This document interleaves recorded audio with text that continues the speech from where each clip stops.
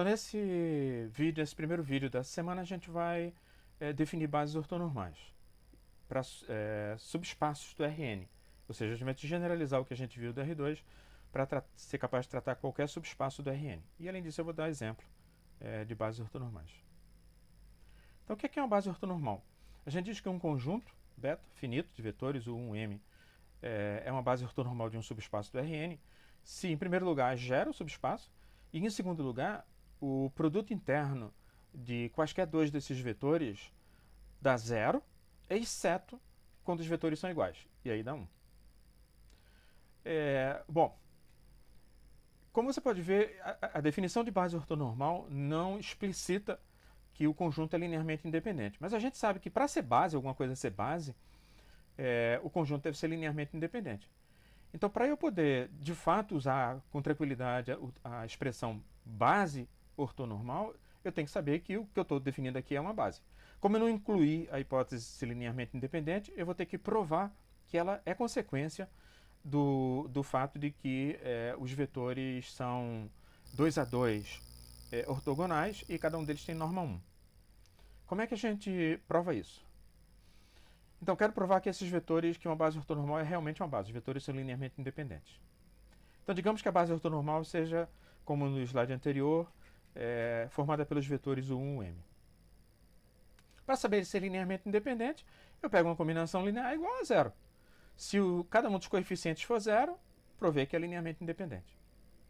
Bom, para provar isso, eu preciso mostrar... Eu vou mostrar que o coeficiente A1 é igual a zero, tá? O argumento é o mesmo para todos os outros vetores. Então eu faço, para provar que A1 é igual a zero, eu faço o produto interno dos dois lados com o 1. Do lado direito, óbvio, vai dar zero, porque um dos vetores é zero. Então do lado direito vai dar zero, não tenho o que discutir. Do lado esquerdo, eu vou poder distribuir o vetor sobre a soma e pela homogeneidade do produto interno eu posso puxar os coeficientes para fora. Fico com a expressão assim.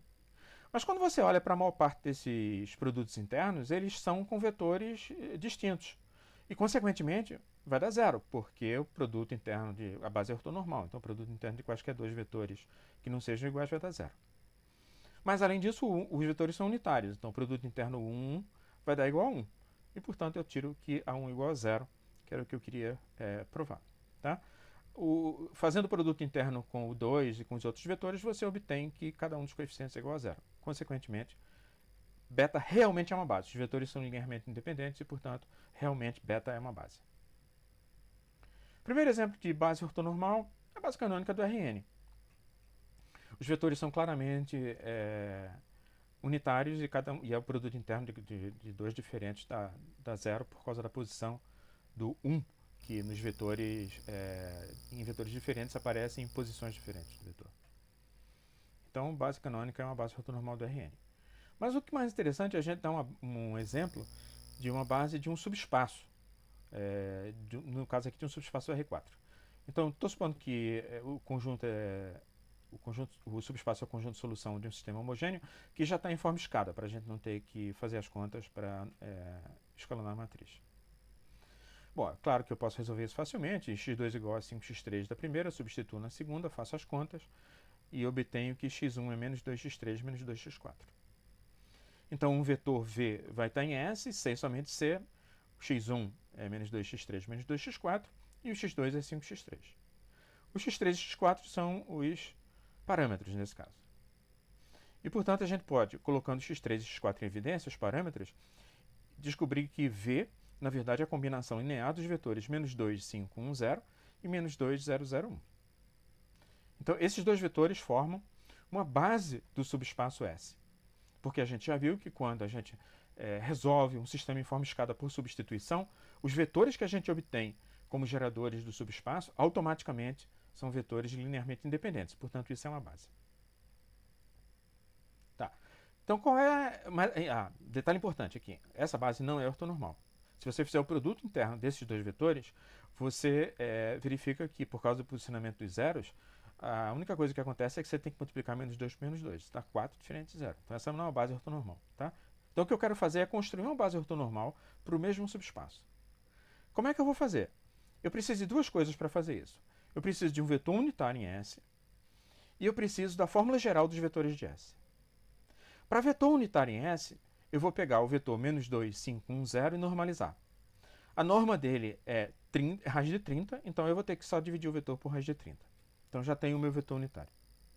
A fórmula geral dos vetores de S a gente obteve no slide anterior. A gente sabe que qualquer vetor de S pode ser escrito como menos 2x3, menos 2x4, 5x3, x3x4. Então vamos transportar isso para o próximo slide. E aí o que a gente precisa fazer é o seguinte, para obter um vetor no subespaço que seja ortogonal ao vetor 1, eu preciso fazer o produto interno da fórmula geral, que os vetores do subespaço S têm que satisfazer, com o vetor U1 e igualar isso a zero. Então, fazendo a conta, usando a homogeneidade, eu posso puxar o 1 sobre raiz de 30 para o lado de fora, e aí eu faço as multiplicações das coordenadas, faço as contas e obtenho que 1 sobre raiz de 30, que multiplica 4x4 mais 30x3, tem que ser igual a zero. Em outras palavras, x4 tem que ser igual a menos 15 meios de x3. O que foi que eu obtive aqui? Para um vetor estar em S, ele tem que satisfazer certas restrições. As restrições são dadas pela fórmula geral. Para ele ser, além de estar em S, ele ser ortogonal ao 1, ele tem que satisfazer uma restrição extra, que é x4 igual a menos 15 meios de x3. Então, para obter um vetor que está em S e é ortogonal ao 1, eu tenho que substituir x4 igual a menos 15 meios de x3 na fórmula geral. Então, fazendo isso, no lugar de x4 vai entrar menos 15 meios de x3, faço as contas, puxo os x3 meios para fora, para ficar as coordenadas do vetor ficarem inteiras, obtenho esse vetor. Se eu calcular a norma do vetor, eu obtenho raiz de 1005. Então eu posso dizer que o 2, um vetor unitário, perpendicular ao vetor 1, é 1 sobre a raiz de 1005, que multiplica o vetor 26, 10, 2, menos 15. Consequentemente, uma base ortonormal de S é formada pelo vetor que a gente tinha achado originalmente, 1 sobre a raiz de 30 menos 2, 5, 1, 0, e pelo vetor que a gente acabou de calcular, 1 sobre a raiz de 1005, 26, 10, 2, menos 15.